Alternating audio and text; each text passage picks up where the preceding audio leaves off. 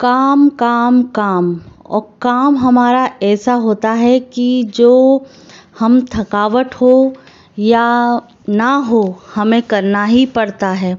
हम घर की बेटी हों या बहू हों तो ये भी हमें महत्वपूर्णता निभाना पड़ती है। सभी किरदारों को पूरी तरीके से निभाना पड़ता है, तभी ये फैमिली बनती है।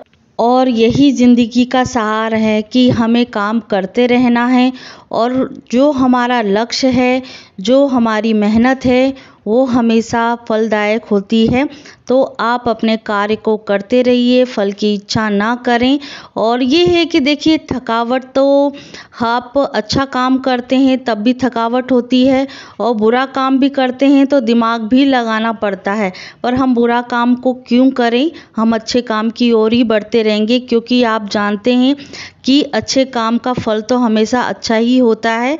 आप थकावट तो एक होती है, पर उस चीज़ की जो खुशी होती है ना, जब हम अपने मन से करते हैं। और थकावट तो ये चीज़ होती है कि हम करें या ना करें काम को, पर जब हम काम नहीं करते हैं तो एक जो नेगेटिव चीज़ होती है कि हमने थकावट में भी नहीं काम किया है, पर जो काम है वो पड़ा हुआ है, पर जो घर है अस्त व्यस्त है, बच्चों का खाना नहीं बनाया है, या तो ये सब चीज़ें हमें करनी ही पड़ती हैं। तो हम घर की बेटी हों या बहू हों और या सास हों तो थोड़ा बहुत करना ही पड़ता है। तो ये हर औरत का सार कहलाता है। तो आप समझ सकते। तो यहाँ हम किचन में आ गए हैं तो हम लेडीज़ों का काम स्टार्ट हो जाता है। तो जो मॉर्निंग का ब्रेकफास्ट है वो अभी स्टार्ट हो चुका है। तो यहाँ मैं बना रही हूँ अंश के लिए टिक्की। और वैसे मैं आलू के पराठे बनाने का सोच रही थी। पहले मैं पूछा था कि आलू के पराठे खाओगी, तो उन्होंने तब हाँ कर दी थी। आलू तो मैंने उबाल के रख दिए, फिर शायद बच्चे का मन पलट गया कि मम्मी मुझे आलू की टिक्की बना दीजिए। तो फिर मैंने सोचा कि चलो आलू की टिक्की बना देते हैं।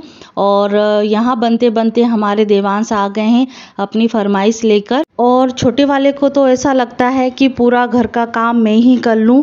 और अभी देवांश के अम्मा बाबा छत पर हैं तो फूलों को पानी डालने के लिए जाते हैं मॉर्निंग में, और शाम के टाइम पे होता है तो शाम को भी चले जाते हैं, क्योंकि मैं इधर स्कूल में आ जाती हूँ, वो अपना शॉप देखते हैं।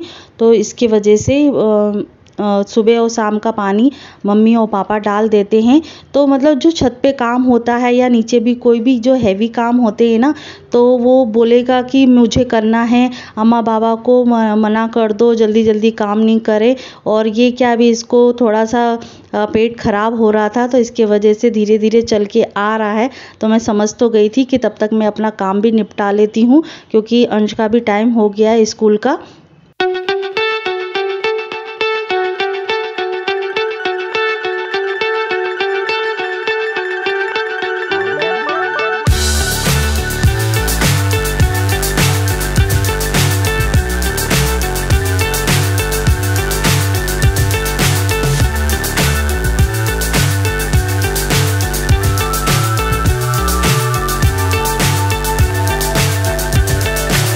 So high, I'm hypnotized. What's up is down, what's left.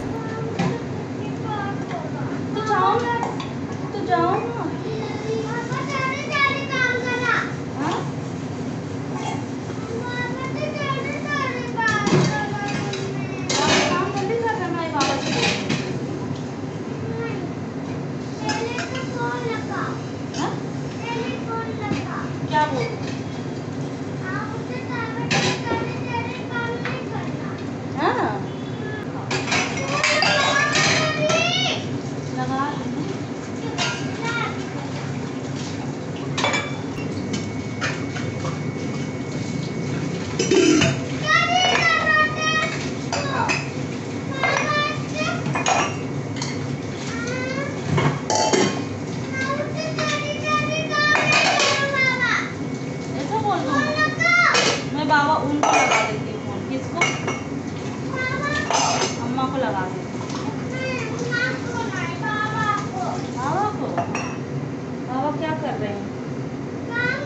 Everyone, welcome to my channel. और मैं हूं आपकी नीतू त्रिपाठी। तो नीतू त्रिपाठी ब्लॉग्स में आपका फिर से अभिनंदन है। तो फ्रेंड्स, कैसे हो आप? आशा करती हूँ आप बहुत अच्छी तरीके से होंगे। और वैसे मैंने आपका वेलकम कर लिया है और उसके बाद मैं आपसे थोड़ा सा बात करना चाह रही थी, क्योंकि सामने सामने कभी बात नहीं हो पाती है, तो थोड़ा सा मुझे फ्री लगा। और बच्चे भी अभी घर पे नहीं हैं, क्योंकि देवांश गए हैं छत पे और अंश गया है स्कूल। तो उसके लिए मैंने नाश्ता बना दिया है, ब्रेकफास्ट बना दिया। तो जो लंच लेके गया है, जो टिक्की बनी है, आलू की टिक्की बनाने का था उसका। तो आलू के पराठे मैंने पूछा था उससे कि आलू पराठे खाओगे, तो उसने मना कर दिया कि मुझे टिक्की खाने का मन कर रहा है। बिल्कुल सिंपल सादा जो टिक्की बनती है, जो मैंने आपके साथ शेयर किया है। और बस अब मैं अपनी जो चाय है लेके आई हूँ, तो मैं चाय पी लेती हूँ। और फ्रेंड्स, मैं बताऊँ, अभी इतनी थकावट हो रही है, इतनी थकावट हो रही है। और ऊपर से मतलब थोड़ा सा शरीर में अकड़न टाइप में होता है ना, वो थकावट की वजह से होता है। और अभी क्या है ना, 4-5 दिन से ना थोड़ा ठंडा मौसम भी हो रहा है। और बस यही है, थोड़ी थकावट सा लग रहा है। उसके बाद ही मैं अपना थोड़ा रूटीन में आऊँगी। और थोड़ा सा देखिए, कलर अभी भी है। और एक लेडीज़ों का क्या रहता है ना, पूरा दिन है ना पानी में हाथ रहता है, तो इसकी वजह से ये सामने वाला ज़्यादा हो जाता है, पीछे वाला कम रहता है। और इसका देखिए, इसका अभी तक बना हुआ है। तो ये सामने वाली रहती है ना, बहुत तो जल्दी उसका कलर निकल जाता है। और वैसे भी चाइना मेहंदी थी तो कितने दिन तक चलेगी। पर यह है कि हमारा ये जो फेस्टिवल है वो अच्छी तरीके से निकल गया है। और जिसने ब्लॉग नहीं देखा है तो प्लीज़ जाके देखिएगा। और बहुत अच्छी तरीके से कुछ न कुछ जो टिप्स हैं, और जिसने जैसे नए कपल्स हैं, नई सुहागनें हैं, वो अपना व्रत करना चाहती हैं तो किस विधि विधान से करती हैं, तो वो भी मैंने टिप्स आपको उसमें जो बोलते रीति रिवाज बोलते हैं। तो और ये भी है कि हर जगह का रीति रिवाज अलग होता है।